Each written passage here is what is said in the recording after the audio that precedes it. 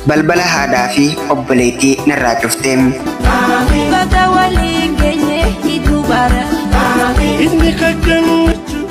Ani kanin dhaladhee giddugala Oromiyaa Shawaa Bahaa, isin kan dhalattee Baha Oromiyaa Harargee Lixaati. Akkuma nama tokko hojjedheen of jijjiira jedheen biyyaa bahee, ergaan biyyaa bahee maatii koo irraa fagaadhee hiriyaa yookiin geelee xiyyaa Xajjoo Mahammadiin walitti dhufne.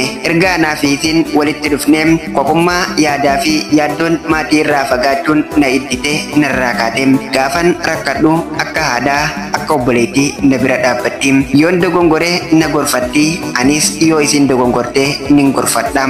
Hiriyummaa dhugaa.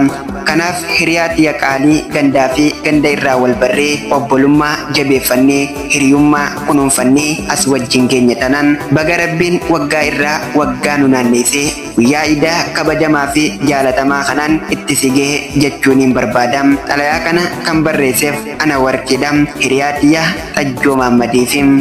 Baga siniin gahee hidhuu baara.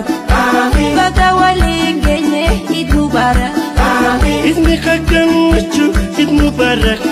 Seenaa jireenyaa xalayaa jaalalaa asoosamaa fi walaloo warri qabdan gara keessaatiin na dubbisuudhaan galmee addunyaa irratti galmootanii seenaa keessan akka daawwitii keessatti of ilaaluu ni dandeessu. Eessaan si argannaa warri yattaniif gara yuutuuba chaanala Burqaashee Yusuf deemuudhaan sabaskaraayib yeroo gootan liinkiin waasaappii ol isinii baati yookiin ammoo viidiyooleen an hojjedhu jalaa liinkii telegiraamaa gadi dha'uudhaan gara telegiraamaatiinis na argachuu ni dandeessu. Seenaan ofii daawwitiidha.